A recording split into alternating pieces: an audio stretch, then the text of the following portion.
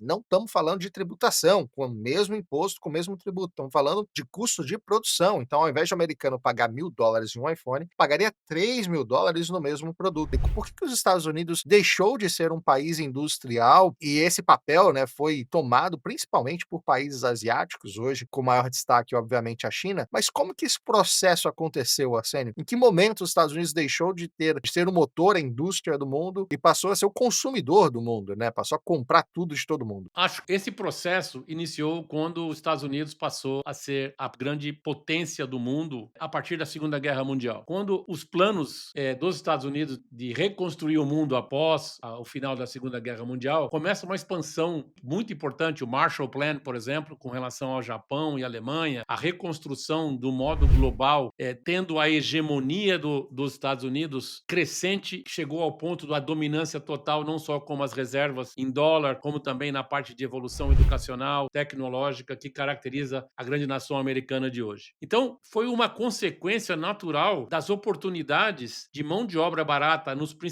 alguns principais países produtores, no caso, no início era o Japão, e também grande parte da Europa, onde o capital americano conseguiu exportar tecnologias americanas e usando a mão de obra e, às vezes, também as técnicas e capacidades industriais desses países que começaram a criar uma riqueza maior nos Estados Unidos. Isso cresceu o mercado acionário de Wall Street, na realidade, de começar a consolidar a dominância não só da moeda dólar, como também da captação de recursos, e o investir na infraestrutura americana para virar um mercado essencialmente consumidor e de serviços. Automaticamente, a indústria suja, onde tem o Rust Belt, por exemplo, em toda, na realidade, na Pensilvânia, que é muito famoso, né? Outras regiões começaram a exportar essa manufatura para os países que se propuseram a adquirir a tecnologia americana e fabricar muito mais barato. Então, quer dizer, esse consumismo americano, o marketing, o nascimento do advertising e todo esse crescimento do consumo americano, a integração americana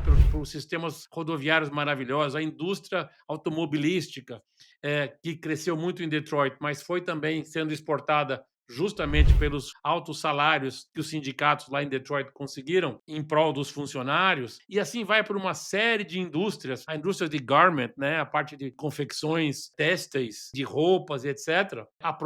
Os grandes desenvolvimentos da indústria tecnológica americana, Apple, Motorola e etc., fazendo partes dos seus produtos sendo montados no exterior, ou seja, em lugares mais baratos, na China, em Taiwan, e outros locais, no Japão no início. Então, Davi, são 5 décadas ou 6 décadas de construção dessa exportação de mão de obra, ou seja, para que ela seja feita mais barata no exterior, mantendo nos Estados Unidos a criação e a manutenção crescente de um mercado altamente consumidor e de serviços. Mais ou menos isso. É curiosa a sua observação, né, porque no final das contas acabam sendo as iniciativas americanas que fazem com que o país deixe de se industrializar. Obviamente, os Estados Unidos nunca deixou de estar na ponta da tecnologia, todo o desenvolvimento de novas tecnologias, de novos produtos continuam sendo feitos aqui dentro dos Estados Unidos, principalmente ali no Vale do Silício, na Califórnia, hoje com boa parte da indústria de tecnologia também no Texas e um tanto até migrando já para a Flórida, principalmente em relação à tecnologia financeira. Mas fato é que os Estados Unidos investiu muito em tecnologia, mas terceirizou a produção disso, né? A mão de obra fabril acabou indo para países onde a mão de obra era muito mais barato, o que até politicamente é interessante para os Estados Unidos, porque você estava criando um status social para todo mundo, onde todo mundo poderia ter acesso e comprar qualquer tipo de equipamento eletrônico, novas tecnologias e todas as modernidades desenvolvidas aqui nos Estados Unidos só passaram a ser acessíveis para a grande maioria dos americanos, justamente custarem muito menos sendo produzidas fora dos Estados Unidos do que sendo produzido aqui. Por exemplo, que se discute muito hoje, um valor médio de um iPhone novo do ano aqui nos Estados Unidos gira em torno de $1.000. dólares. E a discussão é que se esse mesmo iPhone fosse totalmente produzido dentro dos Estados Unidos, com o custo de mão de obra que existe aqui, com a produtividade mais baixa que tem dentro dos Estados Unidos, comparado hoje a países como China, Índia e outros países asiáticos, ele custaria pelo menos 3 vezes mais, não tanto de tributação, com o mesmo imposto, com o mesmo tributo. Estamos falando de custo de produção. Então, ao invés de o americano pagar $1.000 em um iPhone, pagaria $3.000 no mesmo produto. Então, hoje só existe esse modelo de consumismo dentro dos Estados Unidos por parte da população, justamente por conta dessa terceirização da produção. Produz com um custo muito menor do que seria feito aqui dentro dos Estados Unidos. É a intenção das empresas em conseguir vender mais e aumentar o seu lucro, ao mesmo tempo você tem sim uma vantagem política ali de criar uma situação social em que todo mundo consegue ter acesso a quase todos os tipos de produtos aqui dentro dos Estados Unidos, seja comprando diretamente, seja através dos programas de financiamento que existem, que vão desde você financiar um iPhone através de uma operadora de telefone em 36 meses, até você comprar um barco e ter um barco